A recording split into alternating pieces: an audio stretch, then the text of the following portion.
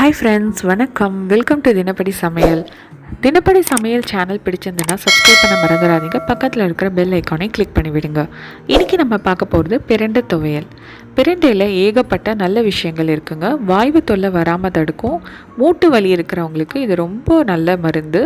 அதே மாதிரி அஜீரண கோளாறு இருக்கிறவங்களுக்கும் இதை நம்ம பண்ணி சாப்பிட்லாம். பிரண்டை பார்த்திங்கன்னா ஒரு செடி வகையை சேர்ந்ததுங்க. நம்ம வீட்லேயே தொட்டிலையோ தரையிலையோ இதை ஈஸியாக வளர்க்கலாம். இதில் குச்சி குச்சியாக ஸ்டெம் மாதிரி இருக்கும், இலைகள்லாமும் இருக்கும்.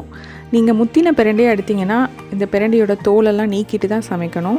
நான் இன்றைக்கி எலசாக எடுத்துன்றதுனால அப்படியே இலையை மட்டும் எடுத்துகிட்டு இந்த ஸ்டெம்மெல்லாம் குட்டி குட்டியாக கட் பண்ணி எடுத்துட்டுருக்கேன். இஞ்சியும் ஒரு துண்டு எடுத்து சின்ன சின்ன பீஸாக கட் பண்ணி எடுத்து வச்சுக்கோங்க. கருவேப்பிலைக்கு அளவெல்லாம் இல்லைங்க, உங்களுக்கு இஷ்டமான அளவு 1 கப் 2 கப் கூட எடுத்துக்கலாம். இதை ரெண்டுத்தையும் நல்லா வாஷ் பண்ணிவிட்டு ஃபேனுக்கு அடியில் காய வச்சுக்கோங்க. இப்போ நம்ம வாங்க வதக்கலாம். முதல்ல வாணலி சூடானதும் 1 ஸ்பூன் அளவுக்கு நல்லெண்ணெய் விட்டுக்கோங்க. இதுக்கு நம்ம உளுத்தம்பருப்பு போட்டு தாங்க வறுக்கணும். ஸோ 2 டேபிள் ஸ்பூன் அளவுக்கு உளுத்தம்பருப்பு எடுத்து எண்ணெயில் வதக்கிக்கோங்க. பிரண்டை இதயத்தில் இரத்த நாணங்களில் படிகிற கொழுப்பை கூட கரைக்குதுன்னு சொல்கிறாங்க. அதனால் இதை அடிக்கடி நம்ம செஞ்சு சாப்பிட்லாங்க. இப்போ பாருங்கள், மிளகு 1 ஸ்பூன் அளவுக்கு உளுந்து வறுக்கும் போதே நம்ம சேர்த்து வறுத்துக்கலாம். நம்ம வரமிளகாவும் போட போகிறோம். அதனால் உங்களுக்கு தகுந்த காரத்துக்கு ஏற்ற மாதிரி நீங்கள் ஆட் பண்ணிக்கலாம். நான் இன்றைக்கி 4 மிளகாய் போட்டு நல்லா செவக்க வறுக்க போகிறேன். இதோட கொஞ்சம் புளியும் ஆட் பண்ணிக்கலாங்க.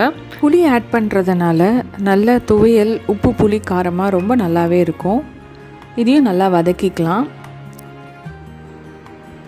இப்போது உளுத்தம்பருப்பு நல்லா செவந்து போச்சு.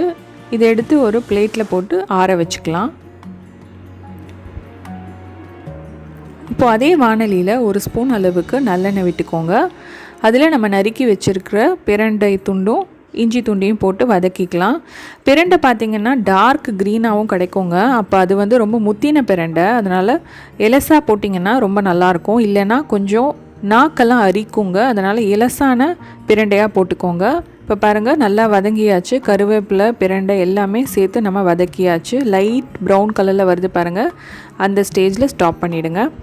இப்போ இதை நல்லா ஃபேன் காற்றுல ஆற வச்சுக்கலாம். தேவையான அளவு உப்பு போட்டுட்டு நம்ம கொரகொரப்பாக மிக்சியில் அரைச்சிக்கலாம். இன்றைக்கி துவையல் பண்ணியிருக்கிறதுனால நான் கொரகொரப்பாக அரைச்சிருக்கேங்க. நீங்கள் சட்னி வேணும்னா இதையே கொஞ்சம் நைஸாக பேஸ்ட் மாதிரி அரைச்சி தாளித்து கொட்டினீங்கன்னா இட்லி தோசை கூட தொட்டுக்கலாம்.